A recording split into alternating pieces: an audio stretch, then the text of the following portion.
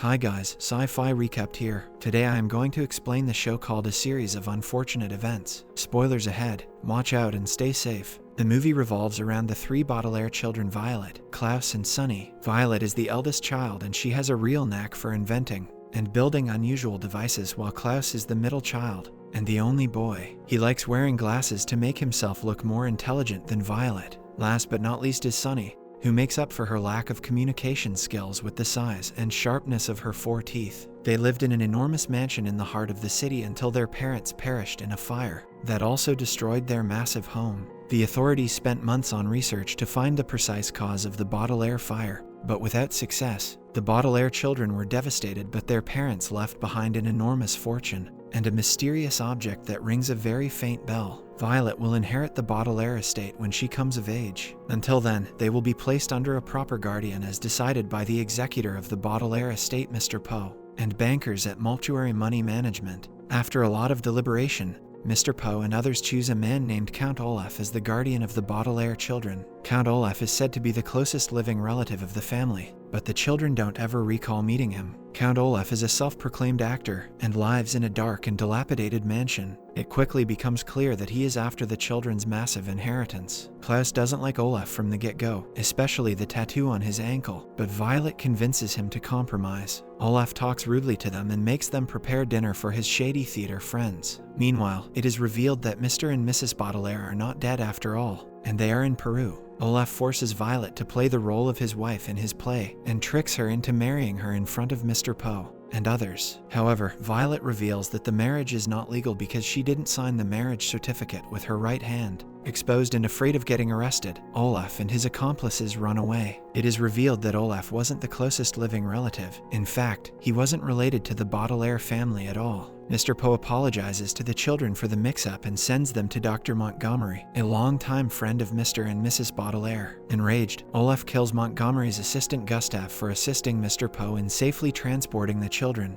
On a positive note, Dr. Montgomery lives in a luxurious villa, and he welcomes the children with a freshly baked cake. Dr. Montgomery claims to have grown up with Mr. and Mrs. Baudelaire, but Violet and Klaus don't recall them ever talking about him. To prove himself, Dr. Montgomery shows them a picture of a piano and claims that he was locked inside it with Mr. and Mrs. Baudelaire. He also tells the children he is a herpetologist and gives them a tour of his laboratory, which he calls the reptile room. The room gives off the false impression that it has been secured with a top-of-the-line security system, but in reality it can be opened by just turning the door knob. It contains all kinds of reptiles, including a new species of non-poisonous snake called the deadly viper that Dr. Montgomery recently discovered and plans to present to the Herpetological Society. The room also contains an entire cabinet full of venom samples from some of the most venomous snakes known to man. Seeing the children being afraid of the animals, Dr. Montgomery tells them that a few dangerous reptiles can make them skeptical of the entire species, but if they give them a chance and get to know them well enough to tell the dangerous ones from the good, no harm will come to them from the reptile room. He promises to take them to the movies later before heading to town to run some errands. Violet and Klaus go through his books and find a blueprint of his landscaping, which makes a labyrinth. Violet notes that from the top it looks like the tattoo on Count Olaf's ankle. Shortly afterwards, Count Olaf shows up at the villa in disguise, pretending to be Dr. Montgomery's new assistant.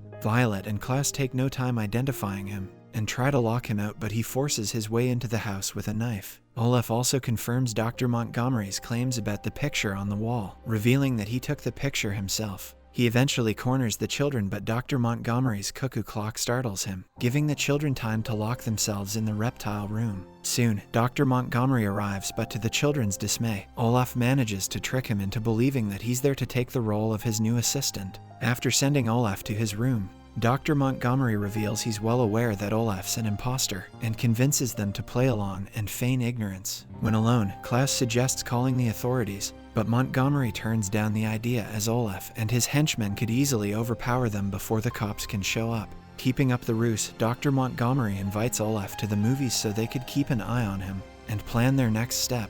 Olaf gives his father's last remaining possession to Dr. Montgomery, and it turns out to be a monocular. Dr. Montgomery watches the movie through the monocular and discovers a secret message left behind by Mr. Baudelaire in it. The message asks Dr. Montgomery to take the children to Peru on the SS Prospero. Olaf catches up to Dr. Montgomery's deceit and orders his henchmen to take him out. To his surprise, the herpetologist manages to beat them and confronts Olaf outside the movie theater. However, it turns out Dr. Montgomery is under the false impression that Olaf was sent by his rivals at the Herpetological Society, underestimating the threat Olaf poses to him and the children. Dr. Montgomery lets him go after confronting him at the theater. Before putting the kids to bed, Dr. Montgomery tells them about their voyage to Peru. Later, he notices the door of the reptile room strangely open and ventures into it. The next day, Violet and Klaus discover the dead body of their beloved Uncle Montgomery in the reptile room. Violet blames Olaf, who arrives shortly afterwards, but he denies his involvement, pointing to the snakebite marks on Monty's cheeks. Olaf then forces Violet and her siblings into his car at knife point to drive them to catch the ship to Peru. However, before they could leave, Mr. Poe shows up. The children tell Mr. Poe that Stefano is Olaf in disguise, but the latter shows Mr. Poe his tattooless ankle to prove that he's not Olaf. Olaf then seizes the children's passport from Mr. Poe that he brought on the request of the late Monty. When Mr. Poe insists on waiting for the authorities to arrive before letting Stefano and the children go to Peru, one of Olaf's henchmen shows up, posing as a nurse. After performing a sham autopsy, the fake nurse declares that Dr. Monty died of snakebite, claiming to have found the venom of the deadly viper in the deceased's vein. Violet and Klaus tell Mr. Poe it's impossible to die from the bite of the deadly viper, because it's a non-poisonous snake, and its name is a misnomer, but they can't prove it because the snake is missing from its cage. Nevertheless, to keep Mr. Poe from leaving with the children, Olaf declares a sham quarantine in the name of containing the spread of the poison of the deadly viper. Violet and Klaus again try to tell Mr. Poe that Stefano is Olaf, but the banker refuses to believe them without proof and sends them to their room. As Olaf's henchmen keep Mr. Poe distracted, Olaf follows the children to their room. However, when gets to the room, he finds it empty. It is revealed that Klaus has sneaked into the reptile room, while Violet has run outside to Olaf's car with Sonny. Klaus finds the message left by his parents to Monty in his notebook, while Violet breaks into Olaf's suitcase. Soon, Olaf gets to Violet, but everyone's suddenly forced to rush to the living room when the deadly viper surrounds baby Sonny. Mr. Poe and others panic, but Klaus calmly reads Monty's note saying the deadly viper couldn't even hurt a fly, let alone a human. Violet then brings Olaf's suitcase, which contains an empty Mamba du Mal venom sample bottle that he stole from Monty's venom sample cabinet, and a double-barrel syringe with which Olaf administered the poison into Monty's body, simulating the double puncture mark of a snake. Mr. Poe finally believes the children and asks to see Stefano's ankle again. This time, Mr. Poe wipes Stefano's ankle, revealing Olaf's infamous tattoo that had been covered by makeup. In the face of the damning evidence, Olaf reveals his identity, and he also comes clean about killing both Monty and his assistant Gustav. Mr. Poe orders the police to arrest Olaf, and he finally learns that they are actually Olaf's henchmen.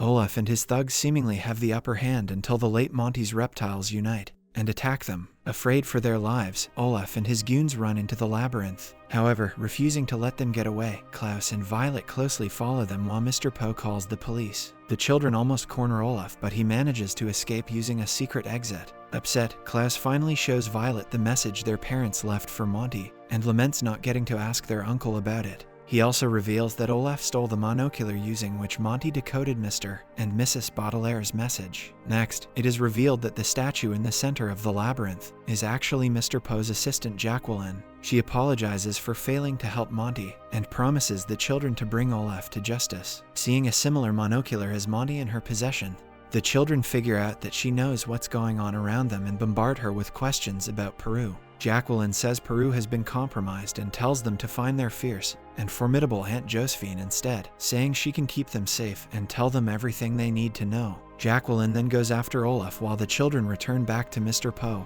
and ask him to take them to their Aunt Josephine. Mr. Poe agrees, and on their way to Josephine's place, the children ask Mr. Poe about their secretary, and the banker reveals that he hired her on the recommendation of Mr. and Mrs. Baudelaire. Following the trail of evidence left behind by Olaf, Jacqueline tracks him in the SS Prospero. She tries to apprehend him, but he manages to escape. However, Jacqueline manages to retrieve Monty's monocular. In the final scene, Mr. and Mrs. Baudelaire try to contact Monty all the way from Peru, unaware that he is no more. Thanks for watching. Subscribe and hit that like button to help our channel grow. Turn on the notifications so you won't miss any of our new videos.